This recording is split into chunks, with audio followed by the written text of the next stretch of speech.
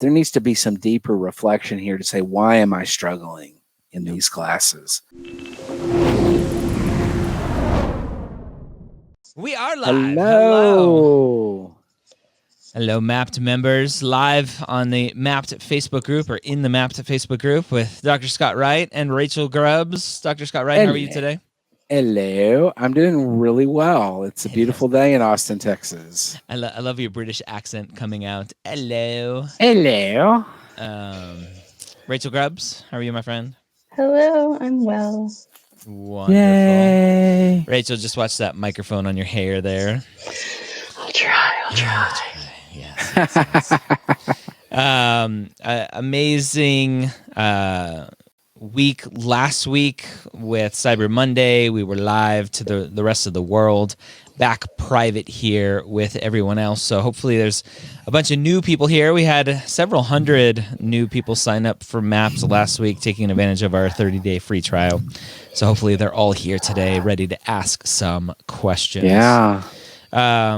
This morning, Rachel, we got some more look at the advisor access inside of Mapped that is soon to come. So for you, the student, that means you will soon be able to, if you want, invite your school advisor, or kind of really anybody could technically be an advisor, but we have an approval process for advisors, to have them access your account and really help guide you, and really kind of take what the idea was behind Mapped, really helping advisors when it comes to meetings with students, not wasting time catching up, and the advisor has all of that information at their fingertips. So that is pretty close to fruition. And then last week, we rolled out our feedback feature, and we pushed out our first piece of feedback, basically saying, hey, here's our feedback. So if you saw that feedback, let us know what you thought of it. We have a bunch more kind of initial feedback that we'll push out pretty soon. And remember, that feedback is custom to the information that you are giving us. Those are not kind of generic, or not all of them are generic feedback to everyone. It's based on your information specifically. So that's one of the cool things about Mapped. So, anything else to add to that, Rachel? No, I'm excited to see all these new people. Looks like we're getting a good crowd going. Yep. Do you want to let them know about how to do that StreamYard name thing? Oh, yeah. So for those of you that are new or haven't attended in a while, we like to protect your privacy here. So obviously everyone in Mapped is going to see your post, but if you go to your settings and then go to apps and StreamYard, you can disable it seeing your name and profile. And that way, when we push this, like we're doing this live for you now, but then when we make it a video series on YouTube, so we have your name and so it'll look anonymous like this. I can see a few of you are coming through with your actual name and ID. So everybody who's asked questions so far may just want to go check their settings and make sure they've got it privatized. So you can still post questions to StreamYard, but just StreamYard can't see your profile pic in your name. Yep. Very cool. All righty. You want to rock and roll? Yeah, well, we had several questions that came in a little beforehand, some folks who couldn't make it but wanted to post. So if you guys want to start with some of the ones that are in our private chat that the viewers can't see, we can just work through those first. Yeah, I'll start with the first one here. Student asked, I am interested in a scribe position that is open at an orthopedic private practice near my school. I talked with another student who scribes there, and she said that when you have been there for a while, you get to do more hands-on tasks, such as assisting with injections, putting on casts, etc., as well as taking history of the patients before the doctor comes in. She said they train you over time. Do you know if legally this is within the scope of practice for a scribe? How would this impact? And then the rest of the question is cut off. So, Scott, what do you think about this, or is this more of a doctor question? You're muted, Scott. There you go. Well, you're fixed now. That's the first thought that came to my mind. Is I wonder if there's like some legal requirements here that I don't know the answer to the question, but it I wonder about that. What do you think, Ryan?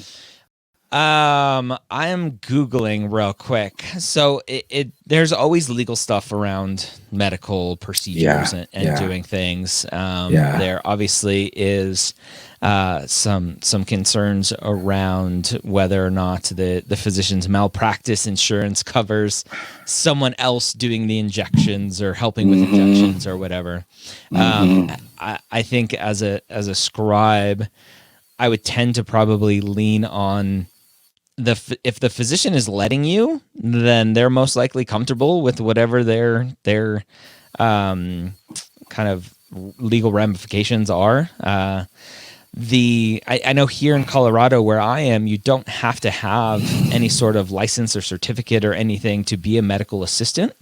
And so maybe that's the same in Colorado, and it's just, or in Texas, and it's just kind of on the job training. So, I don't know. I think as I'm sorry. Go ahead. I think this student for sure should check with, do a Google about their state requirements and see what they can find about the guard. That would be good. Yeah, check the state legal requirements. That's what I was Googling to see if I could find something, but because they don't really say what state they're from, do they? It was Texas, I think. Oh, it was. I don't know why I thought Texas. I thought I saw Dallas somewhere, but I don't see that now. Maybe it was another question I saw. Yeah, they didn't say what state. So check and find out. Okay. I think really at the end of the day, it's going to be a comfort level. I think obviously every student, no matter where you're at, even if you're in medical school, you need to understand your own limitations and your own comfort level. And if you don't think you are trained well enough to do something that somebody's asking you to do, you say, I need more help with this. I'm not ready to do this by myself. I think you have to be self-aware in that respect. Yeah. And, the other thing, and this, I think that, if a patient sued the practice, they could also sue everyone individually. So they could sue the student individually, and this could be an expensive ordeal if something went wrong, and you end up on a lawsuit as an individual, and their malpractice isn't covering you because you weren't certified or whatever. I mean, boy, I just see lots of red flags here. I don't know why, but it makes me very very uncomfortable. Yeah. Makes sense. Money and being sued is not everyone's first cup of tea there. Exactly. Another student here saying, I remembered in one episode that Dr. Gray said that we can consider crisis text line as clinical volunteering. They are currently closed now, but I found another opportunity called 7 Cups that looks like they are providing a similar service as a crisis text line. Can I put this as clinical volunteering or not? So seems pretty straightforward. If I said it was clinical volunteering and this is something similar, then most likely. Yeah. Sounds like it to me. Yeah. And really the crisis text lines, I think normally non-COVID times, probably not the best clinical experience, but during COVID when there's not a lot else out there, then go for it. And obviously without knowing what 7 Cups is and without knowing specifically what you're doing, I can't really speak too much about it. Right. So another question here. If you apply through AMCAS, so this is a good one for you, Scott, because this is some Texas stuff here. If you apply through AMCAS to a few allopathic schools and don't get accepted in that cycle, then in your next attempts, you decide to reapply only to Texas schools through TMD-SAS, the best application service. Of course. And no schools outside of Texas in the second attempt. In this second attempt, are you considered a reapplicant or a first-time applicant since you're applying through a different application system? And is there a place to mention that you're a reapplicant? Yeah, it asks you, the TMD-SAS application asks you if you've ever applied to any medical school. And so, obviously you're going to want to answer yes, and that this is, second attempt, and that they're going to ask where you applied previously. And so, reapplicants are not disadvantaged as, and so I don't think you need to be concerned about that, but definitely you want to answer realistically and answer honestly. Yeah. Yeah. I don't know where this kind of myth perpetuates in terms of being a reapplicant hurting students' chances, which is really at the core of this question. Yes, it is. Do I have to like put a scarlet letter on me saying I'm a reapplicant? And it's not the case. Right. So. Exactly. Yeah. So no issues. Just answer honestly, and you'll and they're going to ask you if you're a reapplicant what you've done to improve your application since the last application cycle, and then that's where you have a chance to say, well, I did this, that, and the other thing, and I improved this, or I did more clinical stuff, or whatever. Yep. Okay, and then last early question here. I've been looking into scribe opportunities. I was wondering if you had any advice on how to become a scribe, if certification is required or a good idea, and what some credible resources might be to get me on the right path. Thanks in advance.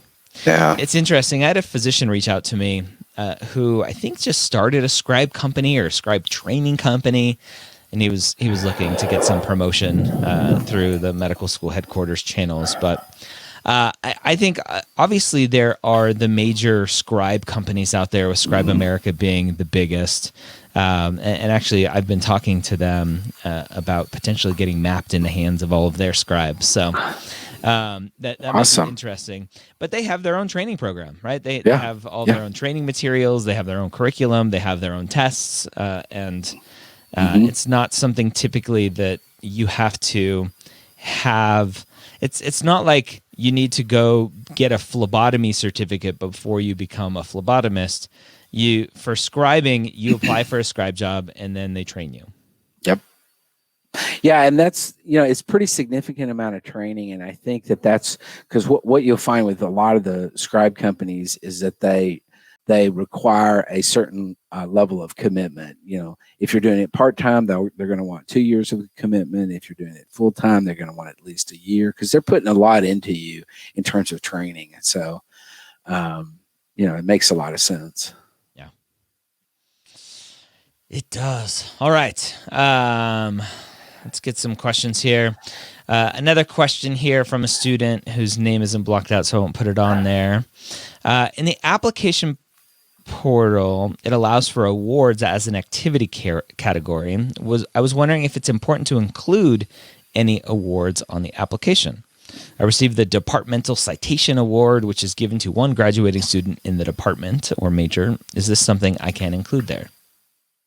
Yeah, definitely. Now, what I would caution about is, so for example, with AMCAS, you only have 15 places. And so if you want to devote one of those important 15 places to that, then that's up to you. I don't know, those departmental awards and stuff, I don't know how much really impact those carry to admissions committees, because they don't know, so for example, if you're at, let's say if you're at University of Michigan, let's say, a huge institution, and you're in the biology department, you get the best biology student of the year. That's pretty significant. It's a big department and it's a big university and everything. But if you're at a small school and there's only 7 people in your department, then okay, well, out of our 7 people, you were the best. So I wonder about the impact that an award like that carries. I don't think it's it's definitely not going to be a negative at all, but I think what kind of impact that carries could be dependent on a lot of different things. And so, and if you want to devote one now, like ACOMAS and TMD-SAS, you have unlimited spots, and so it's not an issue. But AMCAS, it could be an issue if you run out of spots.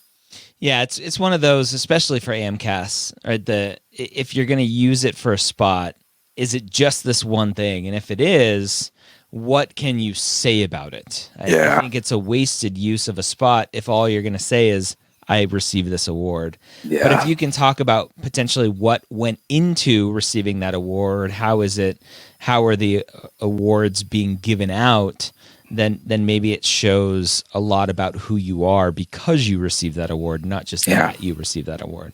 Yeah. Right. It's the what versus so what. Exactly. Next question here. I was wondering how to make a DO school list. I live in Illinois, so there's only one in my state. Which others should I apply to? Yeah, that's a good question. I mean, I think that most, the vast majority of the DO schools are private schools. And so a lot of students who only have a limited number of options in their state, for example, or who are drawn to osteopathic medicine or want to diversify their application, look at DO schools, and so you don't have the same level of residency issues with DO schools, most DO schools, that you do with with a lot of MD schools. And so, I would just say there's only about what, Ryan? There's like 30 some odd DO schools in the U.S. Yeah, 35-ish. Yeah, that's what I was thinking. And so, I think that's a pretty easy number to look, and I would say, look at location. Is this a location I would like to live in? Look at costs. Most of the DO schools are more expensive than a lot of the MD schools are because they're private. Look at their curriculum. Look at what they say on their website. So same kind of thing as with the, in general, but I think you can go a lot deeper into it because there's not as many schools to deal with. Yeah, there are a few extra variables. So just kind of off the top, the normal school list behavior, at least in my mind, is location, as you mentioned, curriculum, class size, those types of things, mission, vision, particular outreach programs that may resonate really well with you. But then a few DO-specific questions. Where are the students doing rotations? The far majority of DO schools are not affiliated with large academic medical centers. Correct. And so students have to disperse to the community. And there are certain schools where students have to, at least as far as I'm aware, last time I heard, students are needing to go out and arrange their own clinical rotations and find places to do these rotations. And so students are doing 2 years at the institution, the medical school, and then 2 years traveling around the rest of the United States to do these clinical rotations. And is that what you want? Are you up for the adventure, or do you have a family that needs to be stable in one area? So I think those are some extra questions that you need to find out and really answer for yourself as you're applying to DO schools. Yeah, agreed. Good question here. When is the best time to mention children during a medical school application? Primary app, secondary app versus interview? Thank you. I think everyone knows that children shall remain nameless and hidden, and you need to hide them, right, Scott? Yeah. So the short answer to the question is never. This should not be anything relevant to the application process at all. I mean, if you bring it up in your application, so for example, I was working with a student recently who one of the issues that led him into really wanting to go into medicine was some complications with the birth of one of his children. And so surrounding that, so part of this guy's seed in terms of his interest in medicines came from that. So I could see in that particular case, he's going into, in his personal statement, these issues with regard to his own child and the complications and the doctors and how that all went, blah, blah, blah. And so, but in the vast majority of cases, I think it's not, you don't mention it. Yeah. I think it goes back to kind of what I harp on all the time is don't bring your agenda to the application. Yeah. Really focus on telling your story. And yes, you having kids is part of your story, but it's not the story of kind of your journey to medicine, which is what the personal statement is. And like the story you told of the student who you're working with, having kids and medical issues with the kid, that's completely relevant to why they want to be a physician. And so it makes sense there. But we're not saying completely avoid talking about it because it's just not appropriate. We're saying don't just throw it in there because you Right. think it's important to talk about. It's just, Right. it'll just come out of left field and I'll be confused. Yeah. And so if they're, obviously if you're part of the PTA and it's a very exciting and memorable activity that you do, put it in your activity list, and obviously it'll be known that you're a parent. So Yep. there's no issue with that. Yeah. Agreed. Does it look bad to quit your job to study for the MCAT, especially if you're someone combating a lower GPA? So let me expand on this question a little bit, because the heart of this question, the general frame of this question is, can I stop an activity or will that look bad? Whether it's quitting a job for the MCAT, stopping an activity that you're no longer getting anything out of, stopping one activity to do another activity that resonates with you more. Students are so fearful of stopping something for fear that it's going to look bad on an application. Mm-hmm. Yeah, I think you're right. And, I think that in general, you have to pursue what you're passionate about and what you're getting that meaning out of, the so what part. If you're not getting a so what out of your activity, then don't do it. Find something else that's going to be more impactful to you and have more meaning in your life and in your pathway toward medicine. For sure. The concern that I have with this particular question, however, is this could easily be interpreted as you have the inability to have too much on your plate. And so I worry about an admissions committee looking at this and saying, well, she quit her job or he quit his job in order to do the MCAT. We already see a sort of lower GPA, although you don't really say what the lower GPA is, so I don't know if it's really lower or not. But and so it makes me wonder if, as a member of the admissions committee, is this person going to be able to handle medical school? Because you can't quit anything in medical school. You have to do everything. And they don't have part-time medical school. You can't drop a class or whatever. So, you got to be able to have a full plate and be able to handle the full plate. And there's lots of applicants out there who have, who are doing a gazillion different things and seem to be able to handle it. So I'm a little worried about that. The person that asked this question didn't really give a whole lot of information relevant to kind of, giving more on the of an answer. But I would say it depends, but it does make me a little bit nervous.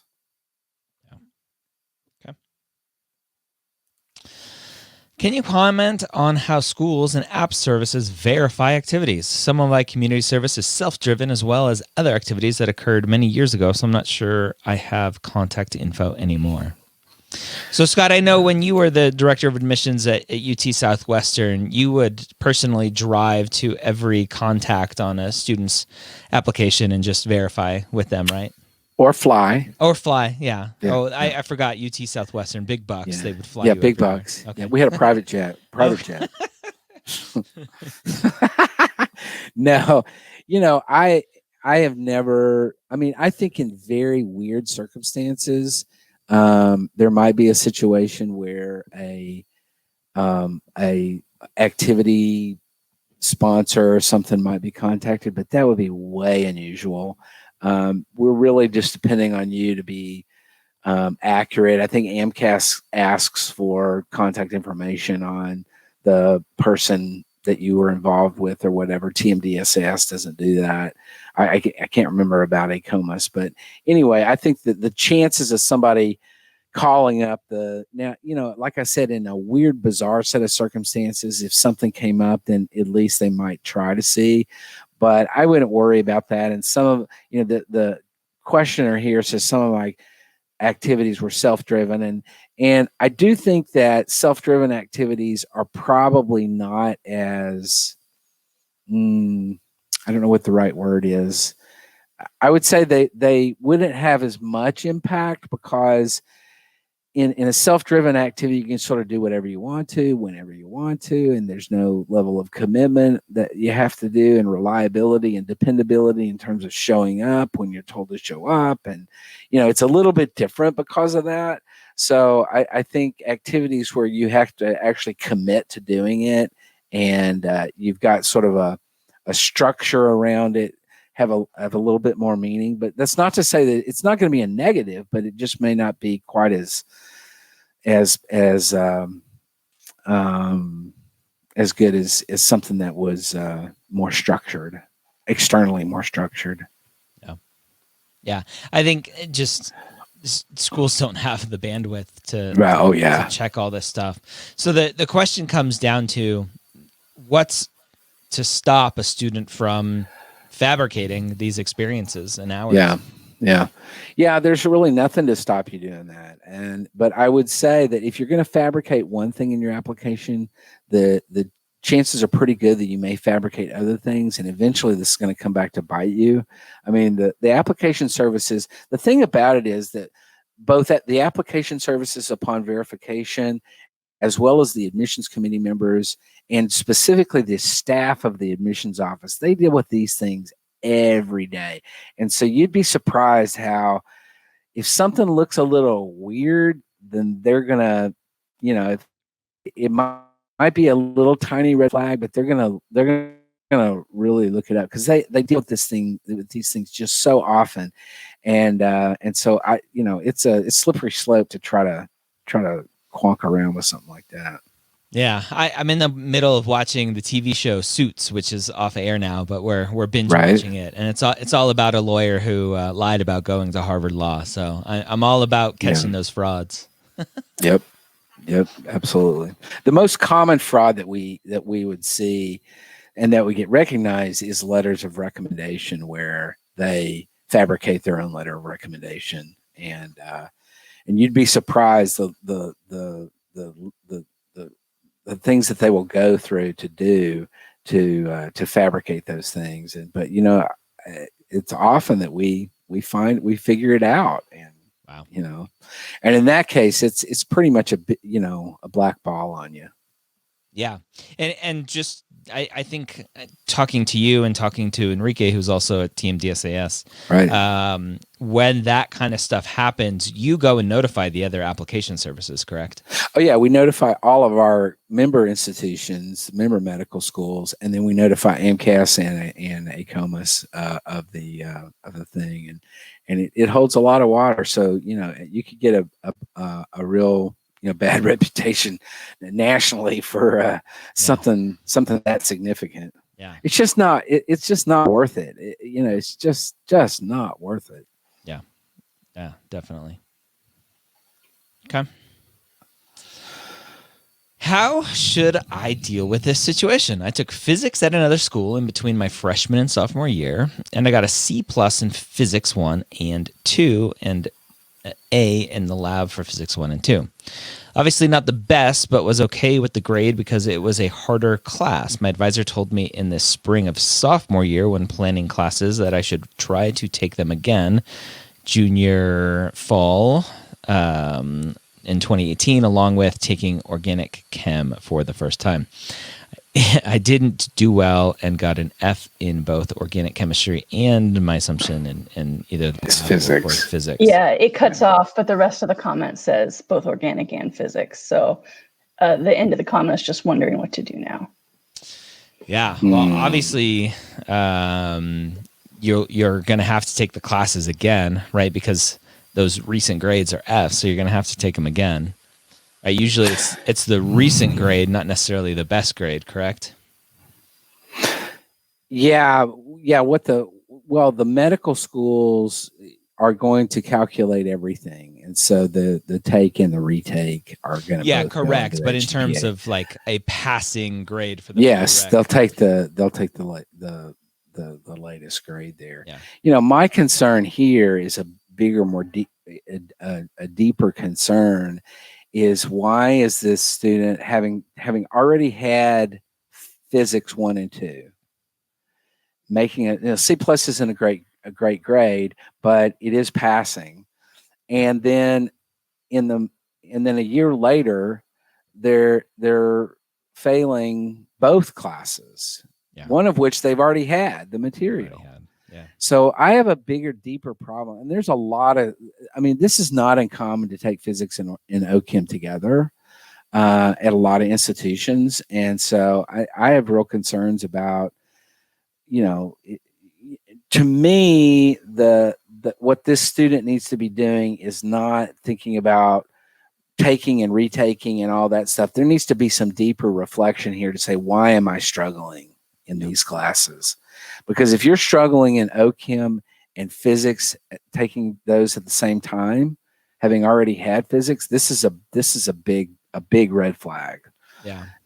My guess, and kind of going not necessarily back, at least this episode, but previous episodes, talking about the whole 4-year institution versus community college. Right. Community college. My assumption is that the summer classes were taken at a community college, and they took physics at a community college and then went back to the 4-year university, and it was either harder or just the combination of o-chem with physics made it harder. Right. So again, it's one of those potential black marks on community college, at least in the eyes of that one institution or that one student. So I agree with you. I think at the end of the day, I always push students to self-reflection. Why did I struggle here? What happened? Was there a change in everything else that the student was doing? Was there a bigger kind of non-academic workload in terms of work or other responsibilities to the family or whatever?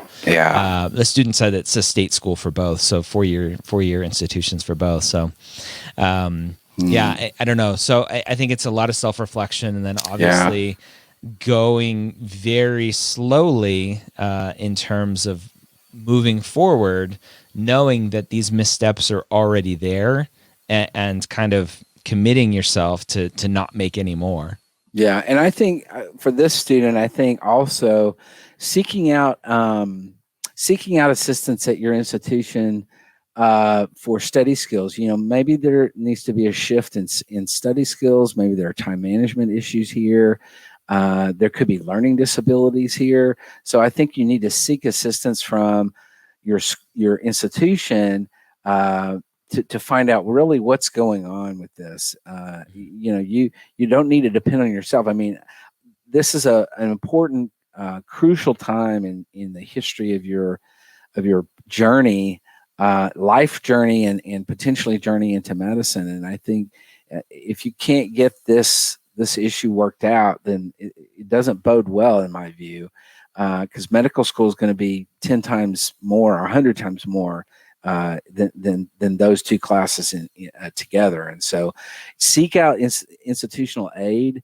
All schools have counseling centers, all schools have study skills centers, et cetera. There's a lot of resources available at these particularly state schools. And so I would say find out what's going on. Yeah. Agree. If someone already has upwards of 3,000 hours of research, wow, is it bad to choose a clinical research assistant position over a scribe position for clinical experience? Currently trying to choose between two job offers for next January. Wow, lucky you. Yeah. 2 job offers. Well, I think, my feeling is it depends a little bit on what your interests are and what your past clinical experience is. If you're pretty limited on clinical experience, then I'm a little worried about that in terms of finding a job that's going to really help in because you don't really say. I'm guessing that the research that you've done is basic science research. So, and it would depend a little bit on the clinical research position, and if it's strictly just research, or you're going to have some ability to do some clinical stuff within the context of that.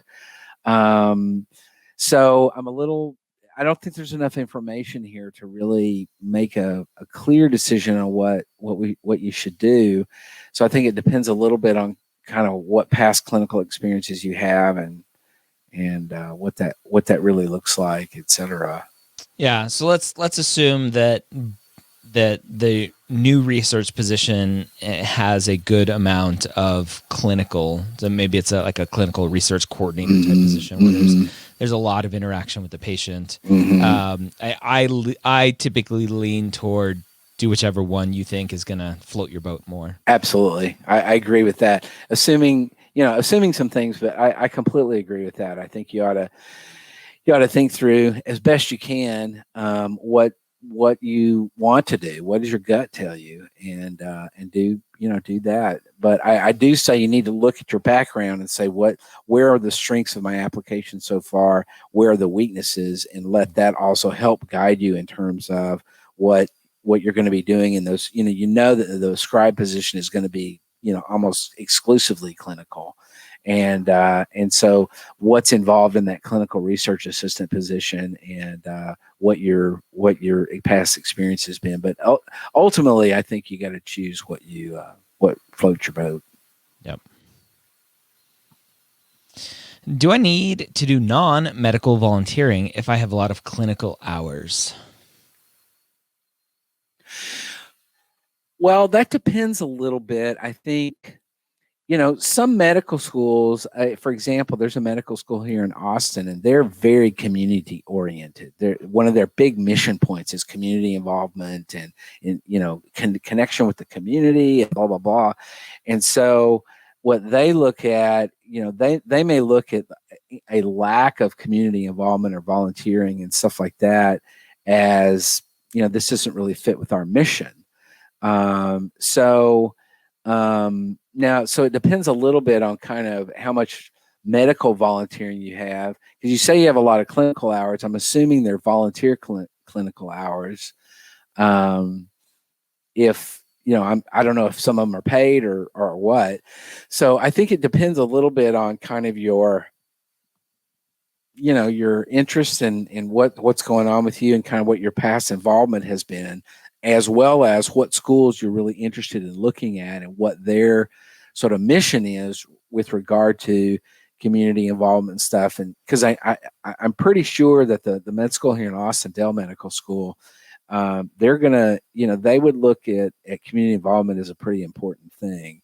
And so if you had, for example, your mindset on the school here, then a lack of that could be a bad thing. Yeah, I think this question is really school dependent. There are some schools, as you mentioned, that are more heavily interested in community service and non-clinical volunteering and want to look for that in applications, and other schools don't really care as much. So it's a harder question to answer. Yeah, agreed. I currently work as a health and wellness care professional in a residential facility for children with autism and other cognitive and behavioral challenges. My primary duties are to administer the residents' medications, take residents to the various medical appointments, and monitor the health and well-being of the residents. Would this be considered clinical experience? Seems pretty obvious to me. Yeah, me too. Yeah, I think it's definitely sounds clinical in my view. I want to know for the student that put that up there, and I'm not laughing at you. I want to know why you doubt it's potentially clinical experience. So ask that, because me understanding and us understanding why potentially you doubt it's clinical experience may help us in our kind of wording and messaging in the future as well. Agreed. But that is textbook amazing clinical experience in my mind. Oh yeah, I completely agree with that. All right, if that person comments again, I'll circle back. Meanwhile, we've got another long one, but I think you'll get the gist.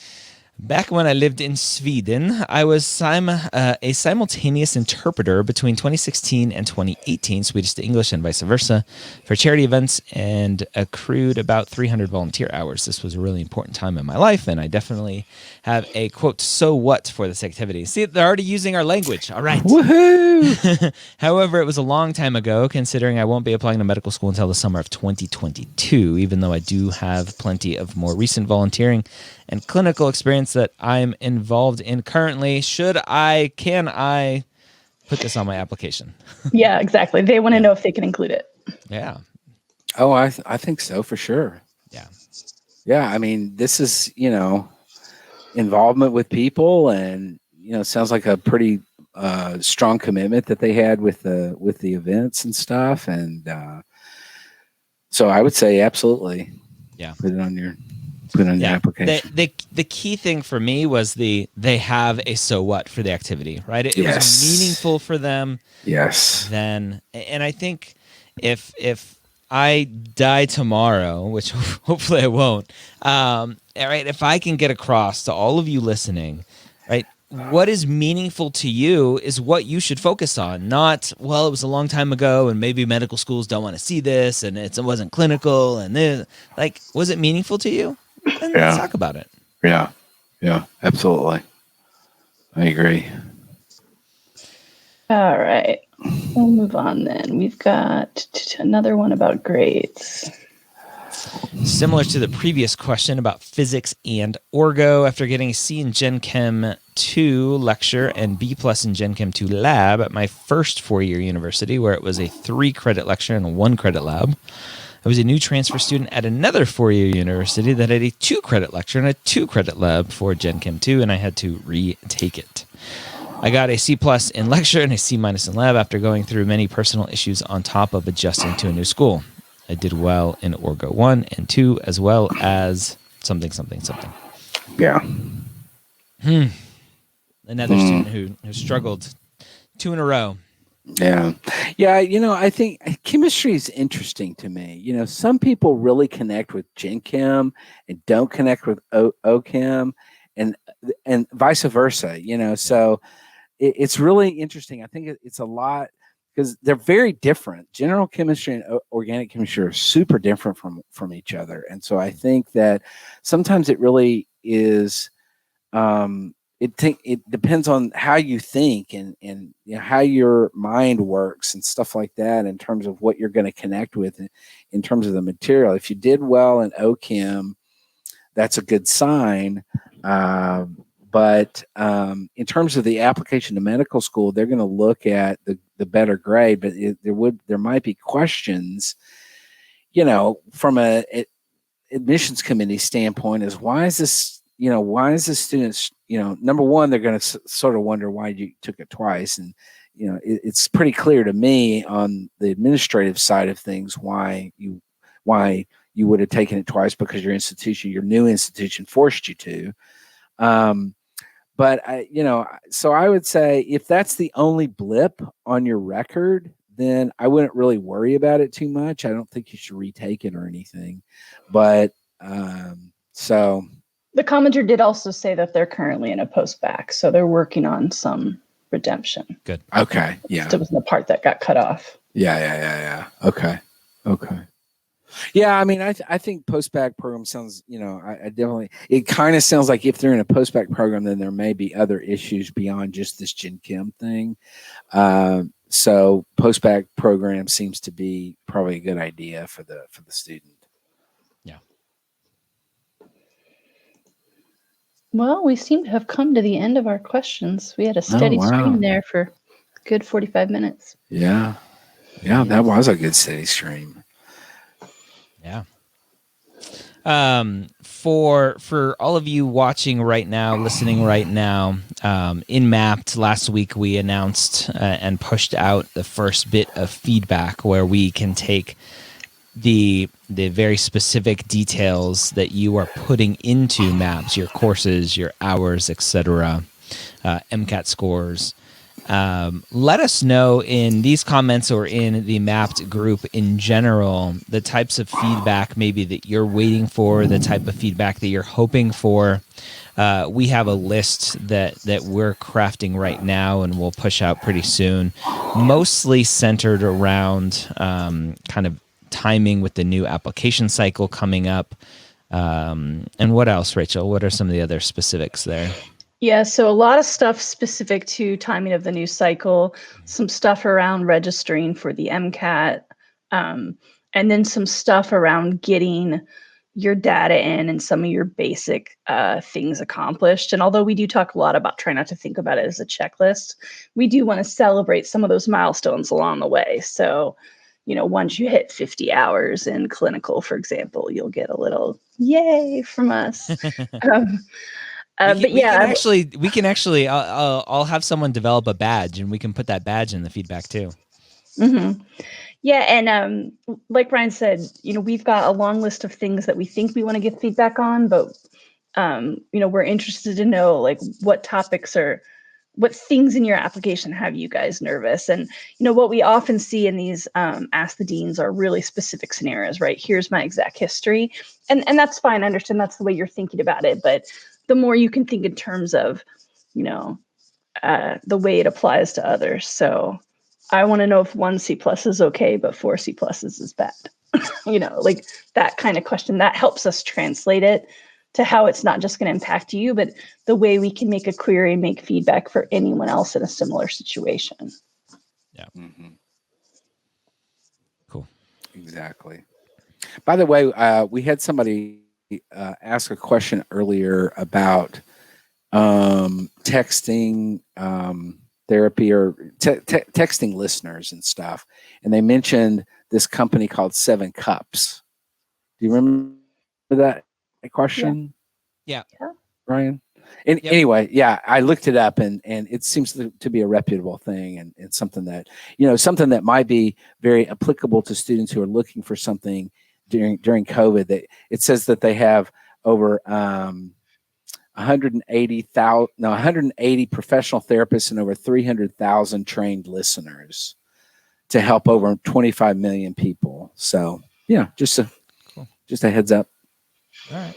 One student here said GPA feedback for sure. That's definitely, I actually just added for our development team to add a couple more kind of data points, including like first 30 hours of GPA, first 60 hours of GPA, last 30 hours of GPA, so that we can start to do some comparisons and give some feedback on your specific trends on where you're struggling. So let's say you just finished your first year, you have roughly 30 hours put in.